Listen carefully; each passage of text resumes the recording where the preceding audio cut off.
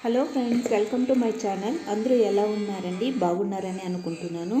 ఈరోజు మీకు బీరకాయ చట్నీ ఎలా చేయాలో చూపిస్తాను. దానికి ముందుగా బీరకాయలు పైన లైట్గా పొట్టు తీసి పీస్గా కట్ చేసి పెట్టుకోవాలండి. కొంచెం పెద్ద పీస్ అయినా పర్లేదు. నెక్స్ట్ తగినంత కారం, తగినంత పచ్చిమిరపకాయలు తీసుకోవాలి. ఇప్పుడు దీన్ని ఫ్రై చేసుకుందాం.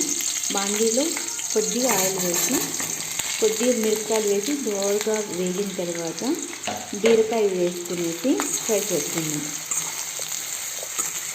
ఇది చాలా టేస్టీగా ఉంటుందండి. రైస్తో కానీ లేదంటే చపాతీతో కూడా మనం దీన్ని కాంబినేషన్ తీసుకోవచ్చు. నాకైతే చాలా ఫేవరెట్ చట్నీ అన్నమాట.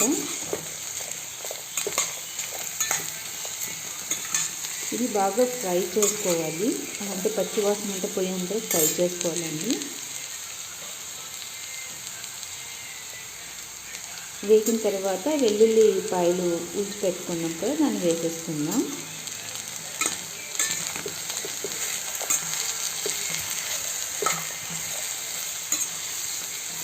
బాగా ఫ్రై అయిన తర్వాత తగినంత పులుపుకి కొద్దిగా 1 స్పూన్ జీరా వేసుకుందాం. తర్వాత చింతపండు, కొద్దిగా పులుపు కావాలి కదండి, కొద్దిగా చింతపండు వేసేసుకుందాం. కొద్దిగానే వేసాను, ఎక్కువేం లేదు. అది వేసిన తర్వాత కూడా కాసేపు బాగా వేయించుకునేసి కొద్దిగా సాల్ట్ వేసుకున్నామంటే దాంట్లో ఉన్న వాటర్ అన్నీ బయట వస్తుందండి.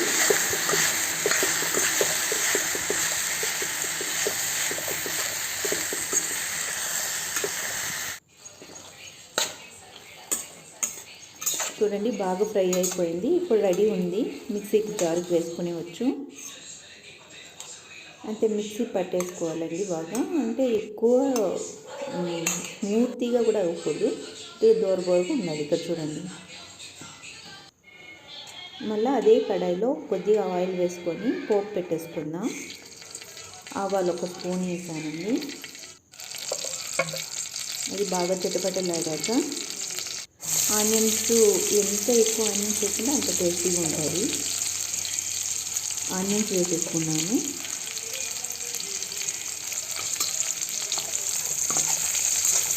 ఇది ఎక్కువ ఫ్రై అవ్వాల్సిన అవసరం ఏం లేదు. ఒక 50% ఫ్రై అయితే చాలు ఆనియన్స్. అయిన తర్వాత కరివేపాకు కొద్దిగా వేసుకున్నాము.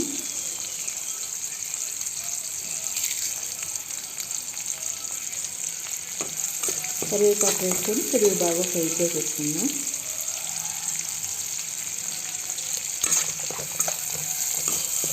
ఫ్రై అయిన తర్వాత ఇది మిక్సీకి వేసుకున్నాం కదండి, దాన్ని వేసి మిక్స్ చేసేసామంటే అంతే, చట్నీ రెడీ అయిపోతుంది. చాలా అంటే చాలా టేస్టీగా ఉంటుంది. మీరు కూడా ఒకసారి ట్రై చేసి ఎలా వస్తుందో కామెంట్ బాక్స్లో కామెంట్ చేయండి. మీకు నచ్చితే ఒక లైక్ చేసి సబ్స్క్రైబ్ చేయండి.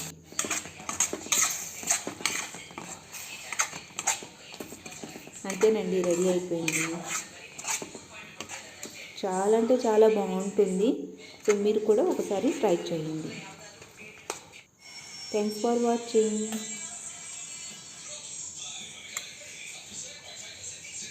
Lunch box ready.